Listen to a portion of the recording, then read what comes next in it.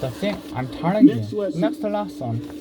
Lessons from a cook there in the gallery. Son, make sure your service tower is bigger than your ego. Ego is the anesthesia, the pain of stupidity. Y'all might have realized it, might want to send it to let me say it again. Ego is the anesthesia, the death of the pain of stupidity. Pride is the burden of crazy person don't use it only for a living. But his calling was to impact people. With all donations, pictures gets orders in the middle of the week.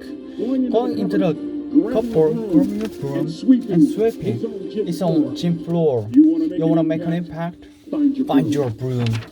Every day of your life, you find your broom. You grow your influence the way, and that way you're attracting people so that you can impact them.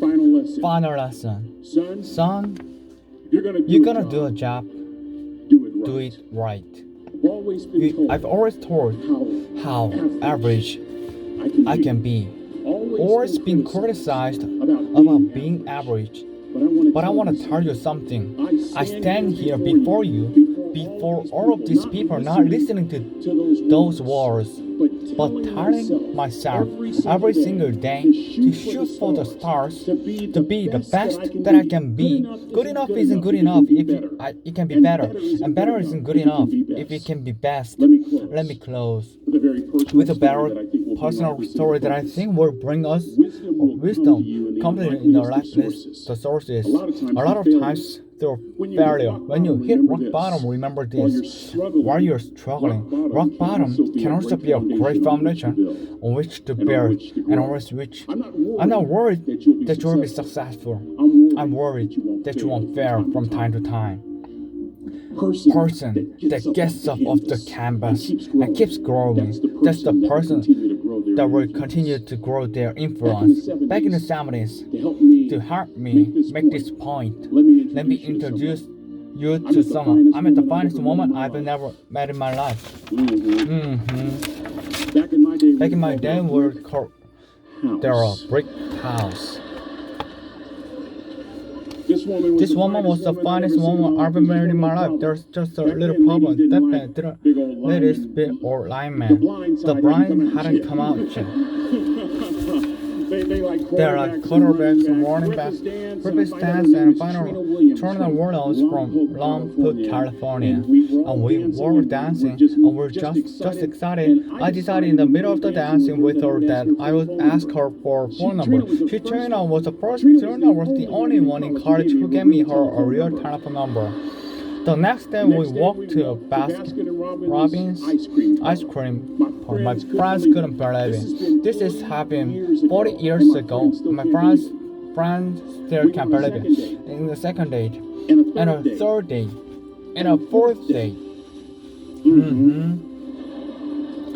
We drive from Chico to Barrio so that she could meet my parents. My father missed her. My daddy, my hero, he missed her. Pulls me the side and says she's psycho. But anyway, for serious 4 years.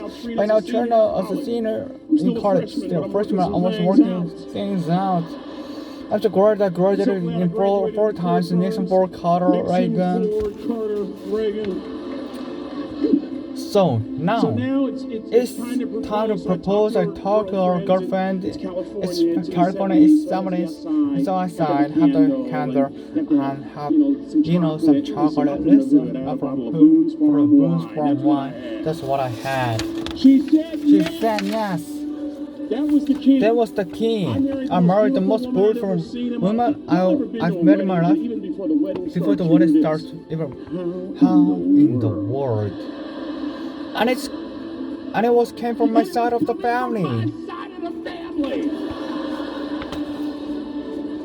We get married, we have a few children, our lives are great. One day, Trina finds a lump in her left breast cancer.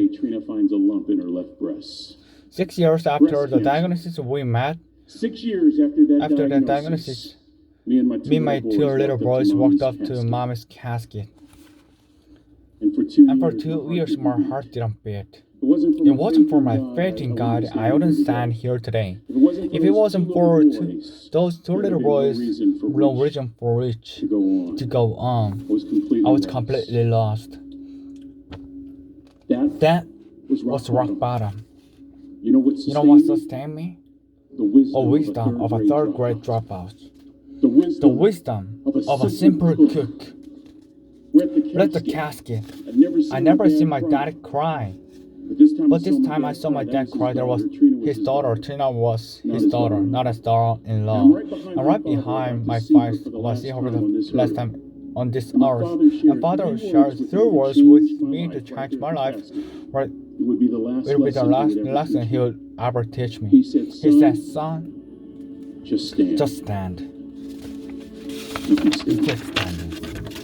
You keep standing no matter how rough the sea. You keep standing. I'm not talking about just water. You keep standing.